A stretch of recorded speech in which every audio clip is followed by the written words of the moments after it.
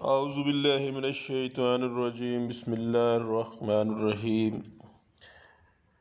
تمام سننے والے اور دیکھنے والے میرے تمام بھائی ناظرین کو میری طرف سے السلام علیکم۔ میں آپ کا ہوسٹ میزبان محمد اشفاق سخیرہ ٹی وی کے ساتھ آپ کے ساتھ حاضر ہوں۔ آج ہم انشاءاللہ قرآن پاک کے ترجمہ سے، قرآن پاک کے آیات سے حضرت موسیٰ علیہ السلام کی زندگی مبارک کو پڑھیں گے اور آپ کو انشاءاللہ آیات بھی سنائیں گے، اس کا ترجمہ بھی سنائیں گے اور اس کی تفسیر پہ بھی جائیں گے انشاءاللہ، تاکہ آپ کو زیادہ سے زیادہ سمجھ آ سکے۔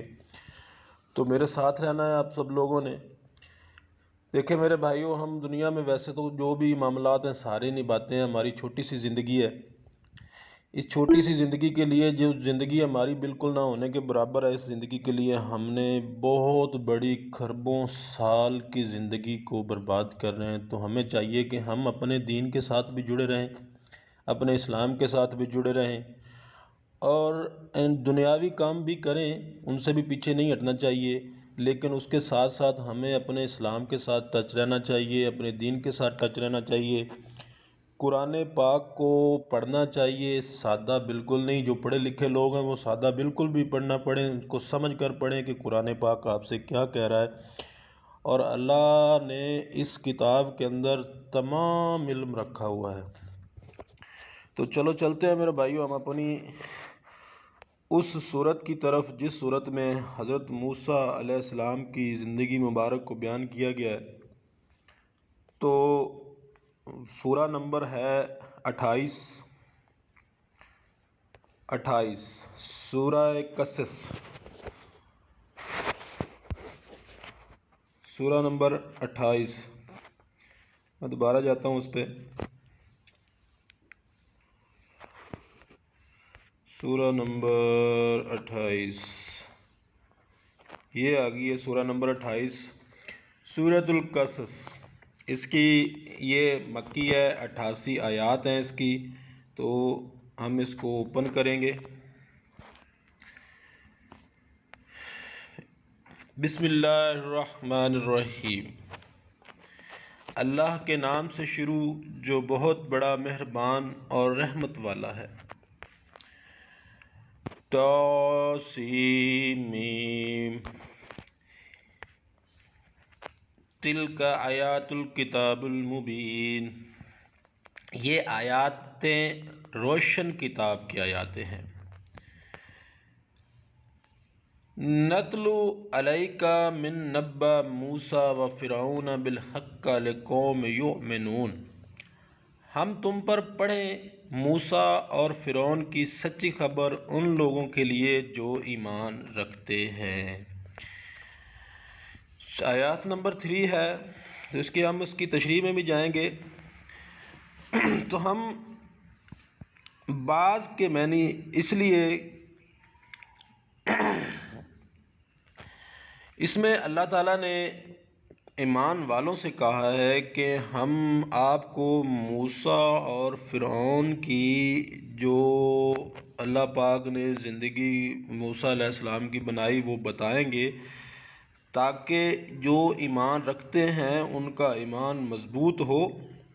تو اس کی تشریح کچھ اس طرح ہے کہ ہم تجھ پر موسیٰ اور فرعون کے اہم واقعے کا کچھ حصہ حق کے ساتھ یعنی ٹھیک ٹھیک بیان کرتے ہیں، یعنی مسلمان اپنا حال قیاس کر لیں ظالموں کے مقابلے میں۔ مطلب یہ ہے کہ اس قصے میں مسلمان کو یہ بتایا گیا ہے کہ فرعون سے بڑھ کر کوئی ظالم نہیں ہو سکتا اور بنی اسرائیل سے زیادہ کوئی مظلوم نہیں۔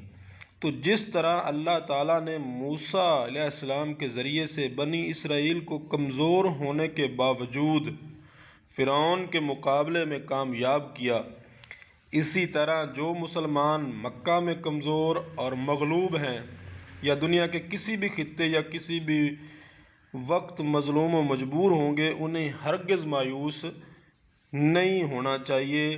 اللہ تعالیٰ ان کی بھی اسی طرح مدد فرمائے گا، انہیں دشمنوں سے نجات دلائے گا اور ان کے دشمنوں کو نیست و نابود کرے گا۔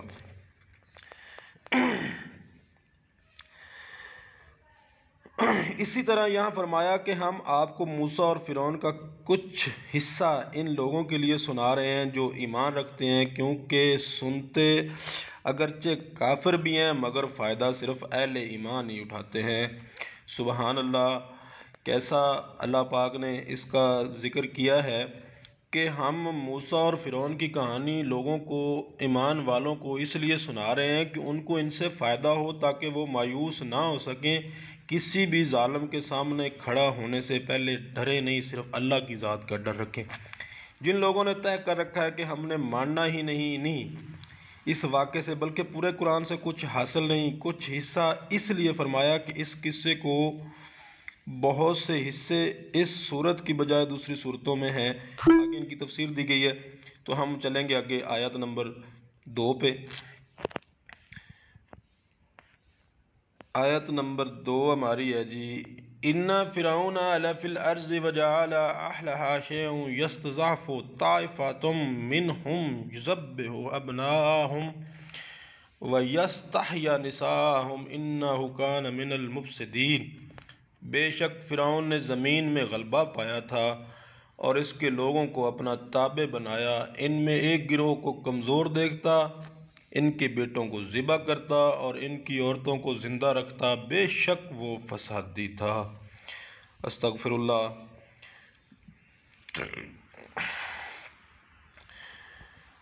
آگے فرعون کے بارے میں بتایا جا رہا ہے کہ فرعون، جس ان الفرعون علا فی الارض سے مراد ہے سرزمین مصر کی سرزمین ہے، جس کا قرینہ فرعون کا ذکر ہے، کیونکہ اس کی حکومت صرف مصر میں تھی۔ جو لوگ اسے پوری زمین کا بادشاہ سمجھتے ہیں ان کی بات درست نہیں ہے۔ یہ ایک بہت بڑی بات ہے یہاں پہ بتائی گئی ہے کہ فرعون صرف مصر کا بادشاہ تھا، کیونکہ ہجرت کے بعد مصر کے قریب ہی مدین پہنچنے پر موسیٰ اس کی گرفت سے، موسیٰ علیہ السلام اس کی گرفت سے باہر ہو گئے تھے،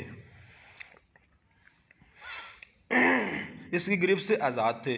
تو اس کا مطلب یہی ہے کہ فرعون صرف اور صرف مصر کا ہی بادشاہ تھا۔ جو لوگ کہتے ہیں کہ پوری دنیا کا بادشاہ تھا تو یہ غلط ہے۔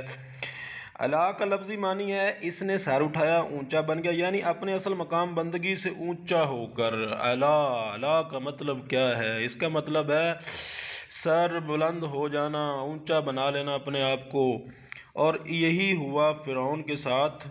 بندگی سے اونچا ہو کر خدائی کا دعویٰ کر بیٹھا اور اپنی حقیقت کو بھول گیا۔ فی الارض کے لفظ میں یہ بھی اشارہ ہے کہ بلندی اور کبریائی تو اس ذات کا لباس ہے جو عرش پر بلند ہے۔ زمین پر رہنے والے کا حق تو عرش والے کے سامنے پستی اور عاجزی ہے، نہ کہ سرکشی کرتے ہوئے اللہ کے بندوں کو ذلیل و خوار کرنا اور ان پر ظلم و ستم کے پہاڑ توڑنا۔ وجعل اہلہا شیئا، یعنی اس نے سرزمین مصر کے باشندوں کو مختلف طبقوں میں تقسیم کر دیا تھا۔ واضح ہے کہ فرعون کے زمانے کی تہذیب اور ان کے عقائد بہت حد تک ہندوؤں کی تہذیب اور عقائد سے ملتے جلتے ہیں، یعنی کہ جو فرعون نے تہذیب اور کلچر بنایا تھا وہ بہت زیادہ ہندوؤں کے ساتھ مشابہت رکھتے ہیں۔ ہندو بھی 4 طبقوں میں تقسیم ہیں: برہمن، کھتری، ویش اور شودر، جن میں برہمن کو سب پر بالادست رکھا گیا ہے اور شودر کو انسانیت کی حد سے بھی نیچے گرا دیا گیا ہے۔ مصری تہذیب بھی بادشاہ کی خدائی کے ساتھ گائے کی پجاری تھی۔ ہندوؤں کا بھی یہی حال ہے۔ فرعون مصر نے بھی مصر کے رہنے والوں کو مختلف گروہوں میں بانٹ دیا تھا اور ان سب کو آپس میں دست و گریبان کر رکھا تھا، اور مختلف قسم کی مراد دے کر یا ان پر ظلم و ستم کر کے انہیں اتنا بے وقت اور بے بس بنا رکھا تھا کہ وہ کسی بات میں اس سے اختلافات کی جرات نہیں کر سکتے تھے، حتیٰ کہ انہوں نے اس کے رب اعلیٰ ہونے کے دعوے کو بھی مان لیا۔ یہی بات تھی کہ بنی اسرائیل، فرعون نے بھی دوسرا مصر کے لوگوں کو 4 طبقوں میں تقسیم کر دیا، جس میں اس نے بنی اسرائیل کو بالکل نیچے انسانیت سے گرا دیا اور ان کے ظلم و ستم پر ان پر پہاڑ توڑ دیے، اور باقیوں کو مراد دیتے، اور یہاں تک ہو گیا کہ لوگ اسے استغفر اللہ خدائی دعویٰ اس کے ماننے پر مجبور ہو گئے۔ اور یہی آج کل بھی ملکوں اور قوموں کو محکوم رکھنے کے لیے بڑی طاقتوں کا یہی طریقہ ہے کہ تقسیم کرو اور حکومت کرو۔ یستعف طائفۃ منہم اضعف یفا، افعال کا معنی کمزور کرنا ہے، اور استفعال میں حروف کے اضافے کی وجہ سے معنی میں اضافہ ہو گیا ہے، یعنی وہ ان میں سے ایک گروہ کو بہت زیادہ کمزور کر رہا تھا۔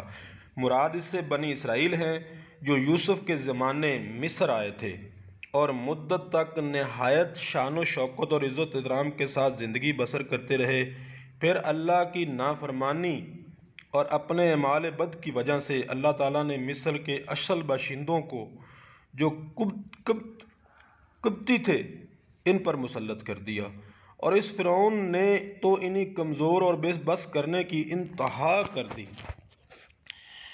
اس نے ایسا بندوبست کیا کہ قبطی آقا بن کر رہیں اور بنی اسرائیل غلام اور خدمت گار بن کر۔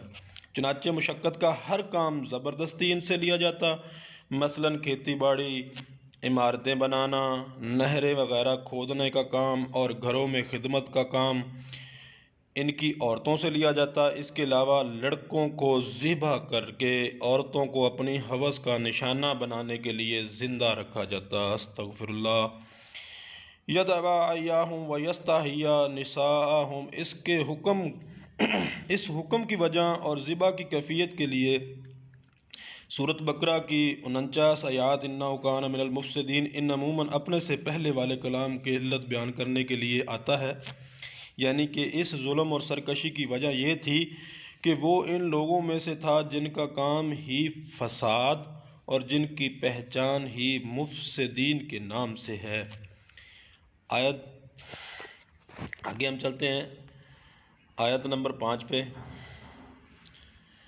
وَنُرِيدُ أَن نَّمُنَّ عَلَى الَّذِينَ اسْتَضْعَفُوا فِي الْأَرْضِ وَنَجْعَلَهُمْ أَئِمَّةً وَنَجْعَلَهُمُ الْوَارِثِينَ، اور ہم چاہتے تھے کہ ان کمزوریوں پر احسان فرمائیں اور ان کو پیشوا بنائیں اور ان کے ملک و مال کو انہی وارث بنائیں۔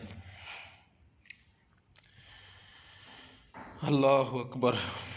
فرعون اور اس کے ظلم کو اللہ تعالیٰ کی رحمت کس طرح برداشت کر سکتی تھی؟ اب اس آیت نمبر 5 کا آپ کو تفسیر بیان کر رہا ہوں کہ اللہ پاک کو فرعون کا ظلم اللہ پاک کی رحمت برداشت نہیں کر سکتی تھی، خصوصاً جب مظلوم قوم مسلمان بھی ہو، اور خاص طور پر جب جو مظلوم کون ہے وہ مسلمان بھی ہے۔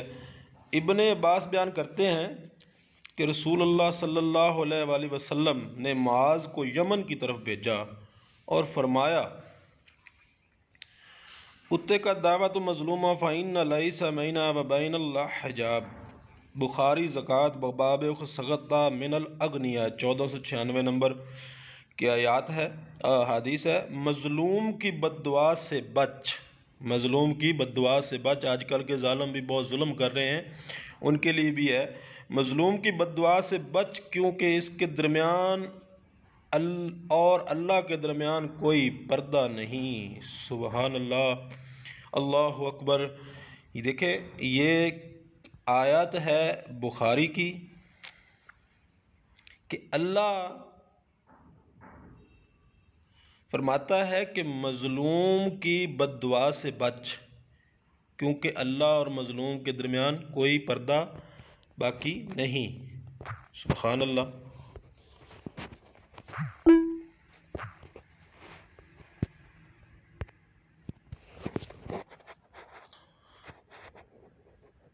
کوئی پردہ باقی نہیں، الحمدللہ۔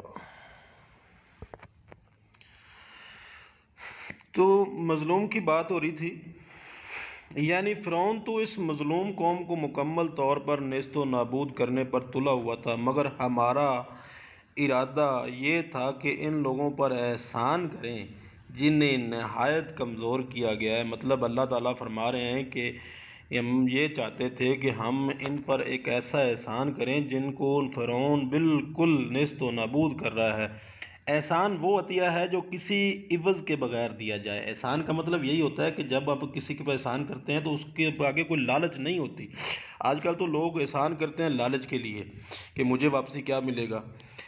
یعنی بنی اسرائیل پر فرعون سے نجات کی نعمت اور دوسری نعمت موز ہمارا احسان اور فضل و کرم تھا کہ اللہ پاک نے مدد کے لیے اللہ تعالیٰ کی غیرت جب جوش میں آتی ہے تو وہ ان سے صرف ظلم ہی دور نہیں کرتا بلکہ انہیں مزید انعامات سے بھی نوازتا ہے۔ چنانچہ فرمایا ہم چاہتے تھے کہ ان پر احسان کریں، انہیں دین کی پیشوائی کے ساتھ حکومت اقتدار کا پیشوا بنائیں تاکہ کسی کو ان پر ظلم کی جرت ہی نہ ہو۔ سبحان اللہ۔ تو اللہ تعالیٰ نے اسی دور جب فرعون کا ظلم حد سے بڑھ گیا، جب اس نے بنی اسرائیل کا جو اس نے طبقہ ایک علیحدہ بنا دیا تھا، اس کو نیست و نابود کرنا چاہتا تھا، ظلم کے پہاڑ توڑ رہا تھا، تو اللہ تعالیٰ کی عزت، اللہ تعالیٰ کی کبریائی جوش میں آئی اور اس نے کہا کہ ہم بنی اسرائیل پہ ایک احسان کرنا چاہتے ہیں تاکہ وہ ظالم کے سامنے ڈٹ کے کھڑا ہو جائے۔ تو یہ تھا ہمارا بھائی، تو یہ تھا ہمارا